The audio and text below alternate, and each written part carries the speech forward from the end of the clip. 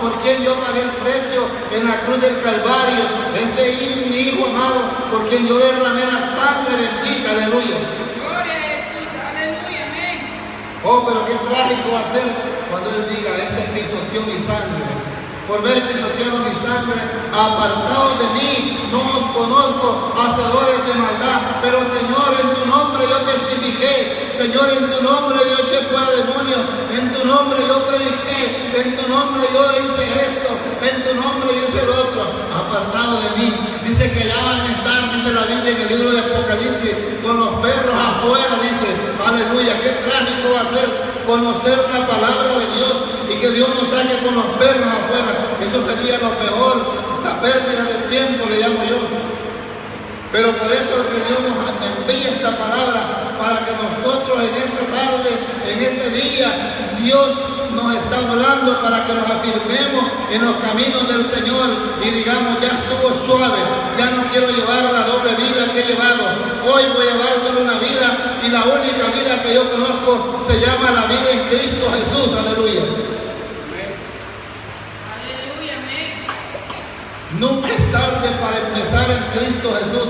Siempre Cristo nos da una oportunidad cada día, dependiendo de nosotros cómo la queramos aprovechar, dependiendo cómo nosotros queramos aprovechar el tiempo, porque el tiempo que tenemos es muy corto. En unos días de esto la trompeta va a sonar, y cuando suene esa trompeta ya no va a haber otra chance, ya no va a haber otro lugar, ya no va a haber otro momento que le digamos, Señor, dame una oportunidad, porque mira, yo no me iba por esto, yo me iba por el otro, yo no me certifiqué por esto, Señor, por el otro. No. El tiempo se ha acabado, el tiempo del reloj ya marcó la hora, y la hora viene y la hora es. Y cuando venga esa hora, dice la Biblia que nadie lo puede detener. A Jesucristo nadie lo puede detener, porque Él tiene que venir, ya está estipulado que Él va a venir una vez para recoger su iglesia, y ojalá que la iglesia que Él venga a recoger, ahí estemos nosotros incluidos en ese grupo de personas que va a ir con Cristo Jesús, aleluya. Oiga, dijo un hermano, yo no me preocupo, dice que decía, porque yo ya tengo el pique se te puede mojar, se te puede romper, se te puede perder. Preocúpate que tu nombre esté escrito en el libro de la vida del Cordero de Dios, que cuando tú llegues allá al reino de los cielos, el Señor te encuentre y te diga, pasa, en lo poco me serviste, en lo mucho te pondré, entra al gozo de tu Señor. Pero qué trágico va a ser que nos busquen el libro y no los encuentre allá separados con los cabrillos. Oh, qué trágico ese día, amado hermano. Yo no te estoy asustando, yo te estoy alertando a través de la palabra de Dios. Te estoy diciendo en este día que esta palabra se va a cumplir al pie de la letra. Jesucristo dijo que todo pasará, menos mi palabra. Si no hubiera sido así, esto no se estuviera cumpliendo. Ni una tilde dijo que va a pasar, no está pasando.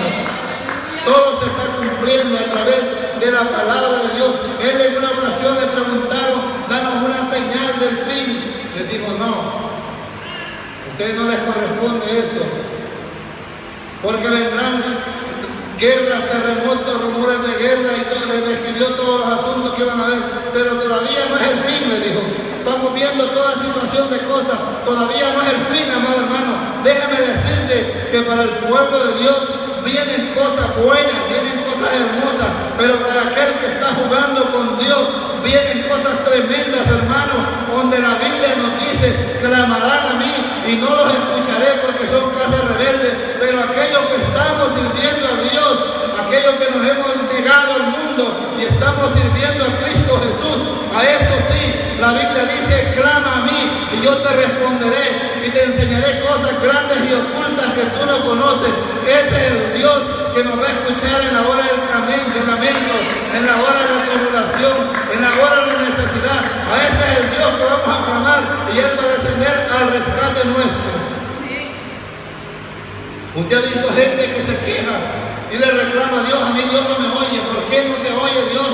Porque le estás hablando de una manera pésima, le estás hablando de un tono pesado a Dios, como que Él es tu hijo, como que Él es tu mozo. No, la Biblia dice que nos tenemos que acercar piadosamente, humilde delante de Dios y decirle, mira Señor, mi vida no ha sido recta